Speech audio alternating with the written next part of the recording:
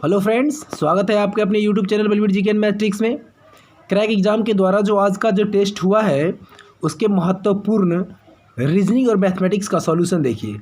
Mathematics का tricky solution दोस्तों पूरा वीडियो देखा कीजिए। और दूसरी बात कि प्रत्येक दिन जो है देखा कीजिए, प्रत्येक दिन टेस्ट में शामिल होइए। उससे फ़ायदा क्या होगा कि हम जो क्वेश्चन का सेटिंग करते हैं वह बहुत ही देख लीजिएगा, गौर कीजिएगा। प्रत्येक दिन बदल बदल करके अलग अलग टाइप्स के क्वेश्चनों का सिलेक्शन करने का प्रयास कर रहे हैं। ठीक है, तो चलिए शुरू करते हैं। देखा कीजिए, प्रत्येक दिन टेस्ट दीजिए, टेस्ट में शामिल होइए, आपको यह बहुत ज़्यादा फ़ायदा पहुंचा सकता है। ठीक है दोस्तों, तो चलिए शुरू करते हैं। हम आज के जो टेस्ट को कंडक्ट करने वाले राकेश कुमार हैं। चलिए देखते हैं पहला प्रश्न हमारा क्या कहता है। देखिए कि एक घन का विकर्ण रूट 192 है तो इसका आयतन कितना होगा। देखिए दोस्तों, घन का विकर्ण के लिए फॉर्मूला होता है कि √3 इंटू भुजा बराबर ए, यानी बराबर हो गया √192। अब आप जब इसका गुणनखंडन करेंगे 192 में तो क्या पाएंगे, √3 गुने ए बराबर, इसको जब गुणनखंडन करेंगे तो आप पाएंगे कि 8√3 आएगा। कैसे आएगा सो देख लीजिए। तो 8 8 64, 8 और इसको 3 से गुना करने पर 192 आता है। दोस्तों कितना आता है, 8 गुने 8 गुने 3, तो 2 गो 8 है, तो 2 गो 8 में से क्या होगा, एगो 8 रूट से बाहर आ जाएगा और रूट में 3 बच जाएगा। आप √3 को काट सकते हैं। ए बराबर आपका कितना हो गया, 8 हो गया। अब घन का आयतन, ए मतलब भुजा, घन का आयतन ज्ञात करना है। तो घन का आयतन बराबर क्या होता है, भुजा क्यूब होता है। वॉल्यूम भुजा क्यूब मतलब 8 का क्यूब, और 8 का क्यूब आप करेंगे तो 8 8 64, 8 कितना हो जाता है, 512 हो जाता है। ये आपका आंसर हो जाएगा। ठीक है दोस्तों, चलिए अगला क्वेश्चन क्या कहता है। देखिए अगला क्वेश्चन जो क्वेश्चन नंबर 2 है आपका, कि राम के पास 18 किलोमीटर का 1.5 सेंटीमीटर के मापक के साथ एक सड़क मानचित्र है। मतलब 18 किलोमीटर के लिए जो है वो 1.5 सेंटीमीटर का मापक है। ठीक है, तो कहता है 72 किलोमीटर जब जाएगा तो उसके लिए क्या हो जाएगा। ठीक है दोस्तों, तो आप 18 किलोमीटर के लिए जब ये है 1.5, तो 72 किलोमीटर के लिए क्या मान लेंगे कि x हो जाएगा। इसी को बराबर कर लीजिए। 18 के लिए 1.5, 72 के लिए काटिएगा, 18 चौक 72, 4 हो जाएगा, क्रॉस मल्टीप्लिकेशन हो जाएगा, x बराबर 4 गुने 1.5 हो जाएगा, यानी कुल मिलाकर के 6 सेंटीमीटर आपका हो जाएगा। यानी 18 किलोमीटर के लिए 1.5 सेंटीमीटर है, तो 72 किलोमीटर के लिए आप ऐसे ही बना सकते हैं और एक ही नियम पर भी बना सकते हैं। 18 किलोमीटर के लिए इतना, तो 1 किलोमीटर इतना बट्टा 18, इसलिए 72 का। ठीक है, तो वैसे भी आप बना सकते हैं इसको दो तरीके से। चलिए आगे बढ़ते हैं। क्वेश्चन नंबर आपका 3 क्या कहता है। क्वेश्चन नंबर 3, एक वस्तु को 524 रुपये में बेचने पर जो लाभ होता है, 524 में बेचने पर लाभ होता है, वह उसी वस्तु को 452 रुपये में बेचने पर हानि के बराबर है। तो वस्तु का क्रय मूल्य कहते हैं। देखिए दोस्तों, क्रय मूल्य मान लीजिएगा x। ठीक है, तो इतना में विक्रय मूल्य है, तो विक्रय मूल्य माइनस क्रय मूल्य, यानी 524 माइनस अगर क्रय मूल्य कर देते हैं तो क्या हो जाएगा, लाभ हो जाएगा। ये क्या बचेगा, विक्रय मूल्य माइनस ये जो हो जाएगा क्रय मूल्य, वो लाभ हो जाएगा। और ठीक उसी तरह यह जो हानि हुआ 452 बेचने पर, तो 452 यहाँ फिर विक्रय मूल्य हो गया। तो ये इसको किससे घटाएंगे, देखिए इसको 452 किससे घटाइएगा, तो ये क्रय मूल्य ज़्यादा हो जाएगा। तो क्रय मूल्य में से 452 को घटाइए तो ये क्या हो जाएगा, ये दोनों बराबर है। यही दोनों बराबर कहता है, हानि और लाभ दोनों को दोनों बराबर है। ठीक है दोस्तों, तो इस तरह से आप आसानी से हल कर सकते हैं। कैसे हल होगा ये देख लीजिए। तो ये दोनों x वाले को एक तरफ कर लेंगे तो x प्लस x हो जाएगा, बराबर हो जाएगा ये आपका 524 और माइनस हो जाएगा कितना, 452। ठीक है, 452। तो आप 524 में 452 घटाइए, कितना आ जाएगा, कितना आ जाएगा घटाइएगा, तो ये जो हो जाएगा, ये सॉरी इधर से इधर आएगा, जुड़ जाएगा, जुड़ जाएगा, ये जुड़ जाएगा। ठीक है, जुड़ जाएगा। तो 4 2 हो गया 6, 5 2 हो गया 7, और ये हो जाएगा 976। 2x बराबर 976, तो x बराबर कितना हो जाएगा, भाग लगा दीजिए, 4 8 और 8 हो जाएगा। ये आपका आंसर आ जाएगा। ठीक है दोस्तों, एकदम आसान था, बहुत ही आसान था। चलिए अगला प्रश्न देखते हैं।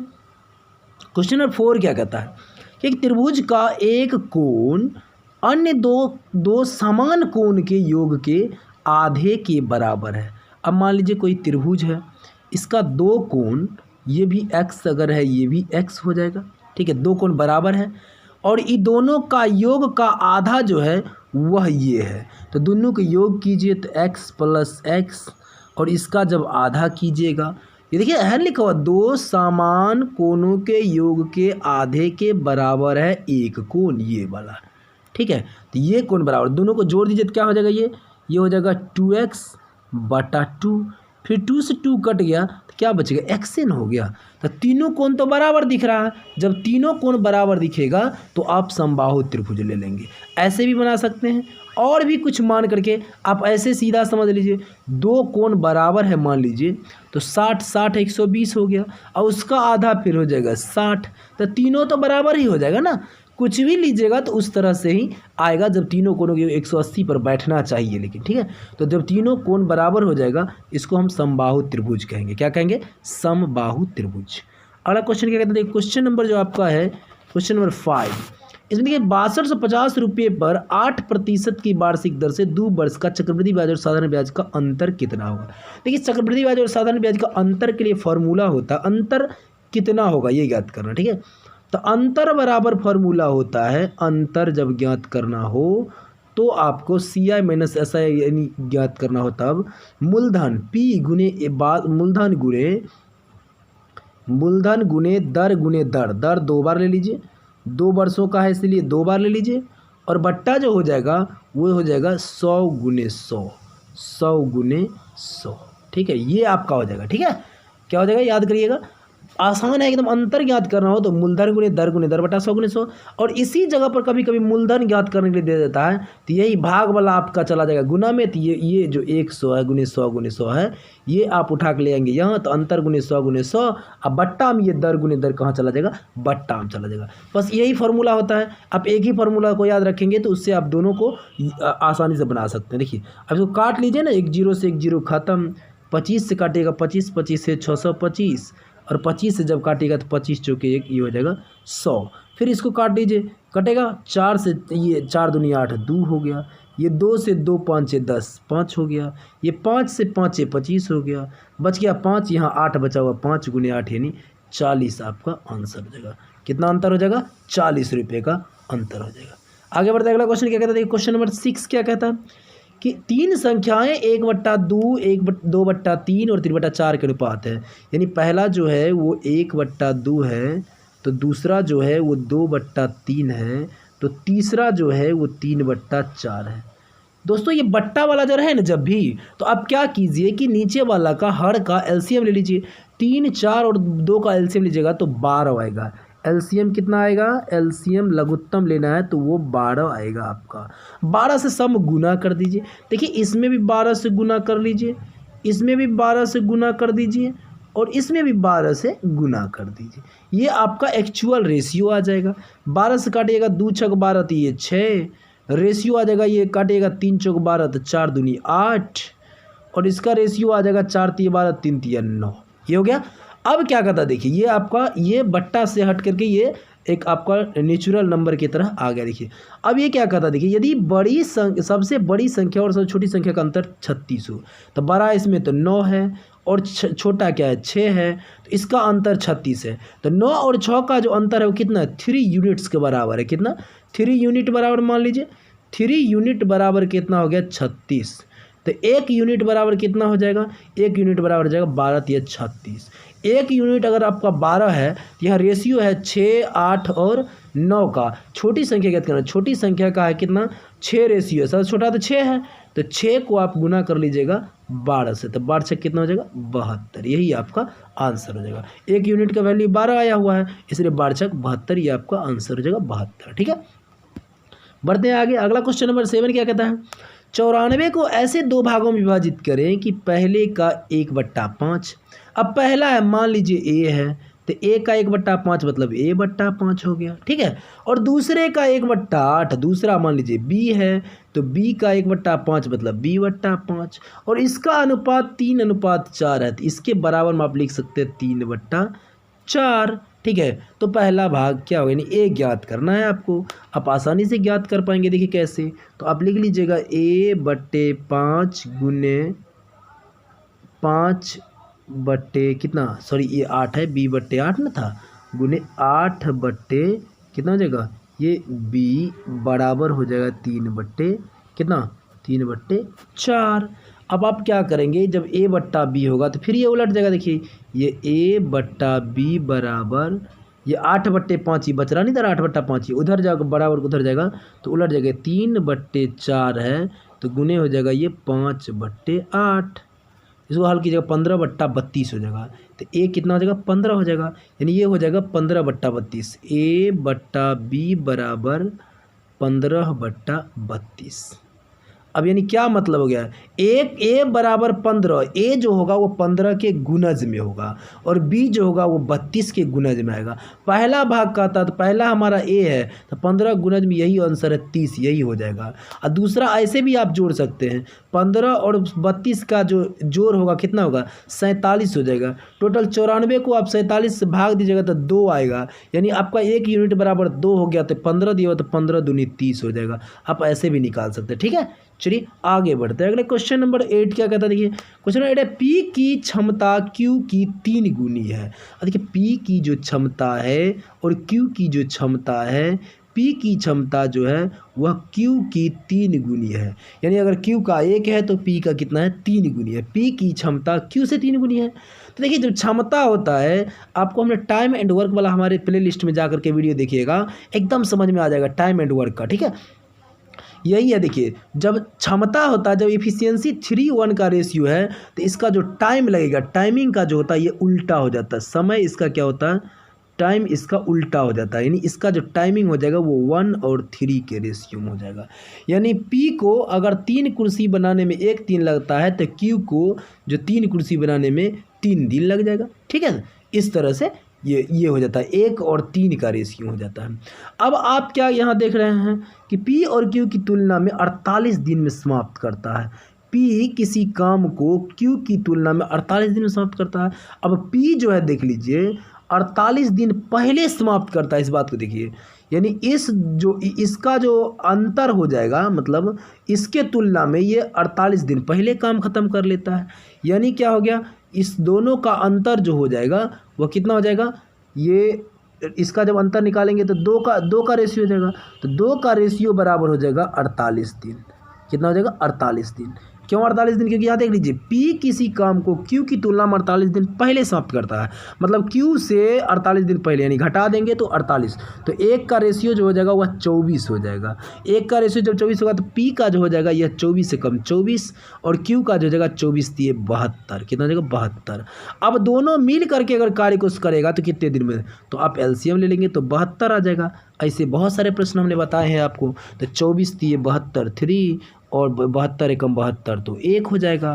तो दोनों मिल करके जो है 24 ये जो है 72 दिन में कौन पीक काम कर रहा है, यानी 72 काम करना है टोटल, ठीक है। और 24 दिन में ये कर रहा है तो 1 दिन में 3 काम कर रहा है। और क्यू का जो है टोटल काम 72 करना है, 72 दिन करता है, 1 दिन में 1 काम करना है। दोनों मिल जाएगा तो 3 1 4 काम होगा। और 72 करना है तो 72/4 कर लेंगे, 18 दिन में काम खत्म हो जाएगा। 18 दिन में काम खत्म हो जाएगा। समझ में आ गया होगा कि इसका जो इफिशियंसी था वो अलग कर लेंगे, टाइम का रेशियो हो जाएगा, टाइम 48 दिन में खत्म करता है, दोनों के बीच की अंतर करके ले लेंगे। 1 रेशियो बराबर हो जाएगा, 1 यूनिट बराबर 24 हो जाता है। तो यह एक दिन में का एक समय लगता है 1 दिन, इसको 3 दिन लगता है। 24 से कम 24 72, दोनों का एलसीएम लेकर के 1 दिन में यह 3 काम करता है, 1 दिन में 1 काम करता है, ठीक है। तो ये कितना हो जाएगा, 1 दिन में 1 और 1 दिन में 3, तो 3 1 4 कुर्सी 1 दिन में बनेगा, यानी 4 काम 1 दिन में कर रहा है। तो इस तरह से आप भाग दे देंगे, टोटल काम 72 करना, 24 72 भाग देंगे 4 से तो 18 हो जाएगा, ठीक है। चलिए आगे बढ़ते हैं अगले क्वेश्चन की ओर।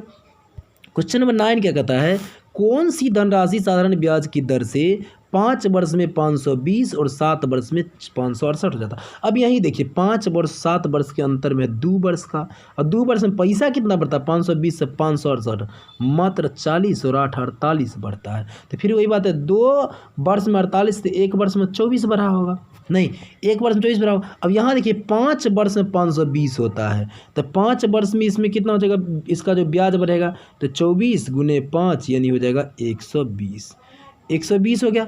120 क्या हो गया, ये 5 वर्ष का। तो अब बताइए 520 हो गया 5 वर्ष के बाद, अब 5 वर्ष के ब्याज हो गया 120। तो 520 में से 120 घटा देंगे तो 5 वर्ष पहले 400 रुपया लिया होगा, नहीं 400 लिया होगा, 24 रुपया ब्याज चल रहा है। तो 5 वर्ष में हो गया कितना 520 और 8 वर्ष 7 वर्ष में हो रहा 500 और सर मूलधन आपका 400 रुपये हो जाएगा। चलिए आगे बढ़ते हैं। अगला क्वेश्चन नंबर 10 क्या कहता है, देखिए क्वेश्चन नंबर 10 है कि ए का 30% यानी ए गुने 30/100 इज इक्वल टू 0.25 का बी यानी बी गुने 0.25 अब बाय कितना 100 ये हो जाएगा दशमलव उड़ा के, ठीक है, बी का 0.25 और सी जो है वो 1/5 है, सी बराबर हो गया सी का 1/5 यानी c/5 इसको काटिएगा तो हो जाएगा 1/4 हो जाएगा, इसको काटिएगा 0 0 खत्म यानी 3a/10 बराबर b/4 बराबर c/5। अब ए बी सी का रेशियो आपको चाहिए ना, तो ए बराबर क्या हो जाएगा, ए बी सी का रेशियो चाहिए यानी A ratio B ratio C बराबर हो जाएगा, ए को ए बराबर क्या उलट जाएगा तो ये 10/3 हो जाएगा, बी बराबर आपका हो जाएगा ये रेशियो हो जाएगा, रेशियो लीजिएगा, रेशियो हो जाएगा 4/1 और इसका रेशियो हो जाएगा 5/1, ठीक है, सी का वैल्यू। अब इसमें क्या होगा 3 से सब गुना कर लीजिए तो अपने आंसर हो जाएगा ये 3 से गुना कीजिएगा कितना हो जाएगा 10 तिया 30 रेशियो 4 तिया 12 रेशियो 5 तिया 15, ठीक है, 30 रेशियो जो है कितना हो जाएगा 10 तिया 30 रेशियो ये हो जाएगा 12 रेशियो 15 हो जाएगा, ठीक है, 30 रेशियो 12 रेशियो 15 ये आपका पहला आंसर हो जाएगा, ठीक है।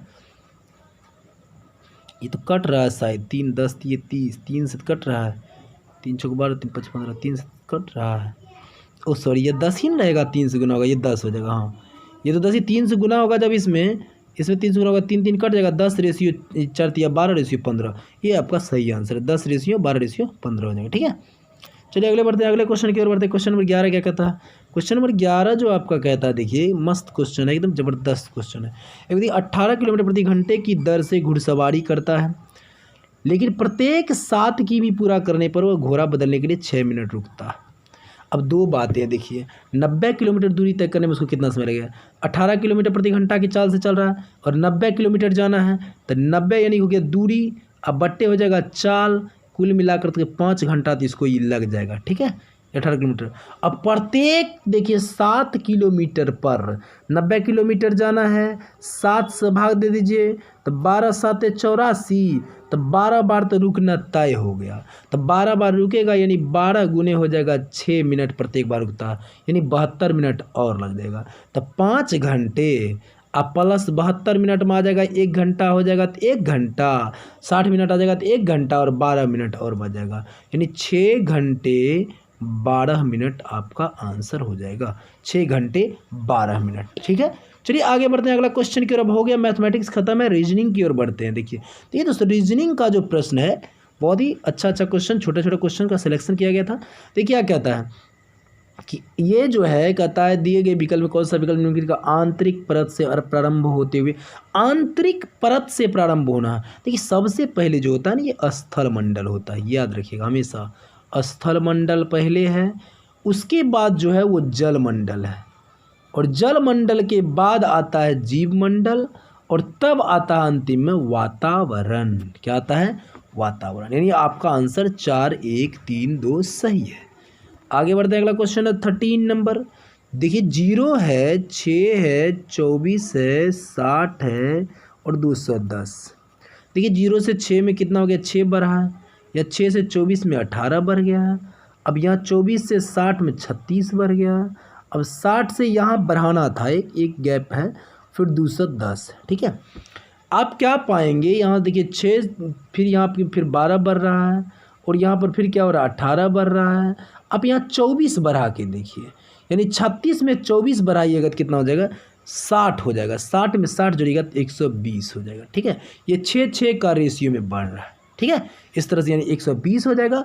और फिर 120 के बाद या 24 6 30 बढ़ाएंगे तो 120 और यहाँ 30 बढ़ रहा है, ठीक है। इससे पहले तो हमको बढ़ाना ही है, 36 के बाद बढ़ाना है और उसके बाद फिर 30 जोड़ करके बढ़ा देंगे तो उसमें वो आपका 210 आ जाएगा, ठीक है। चलिए बढ़ते हैं आगे अगले क्वेश्चन की ओर। अगला क्वेश्चन नंबर 14 है, ग्लूकोमीटर रक्त शर्करा नाड़ी मापी क्या होगा।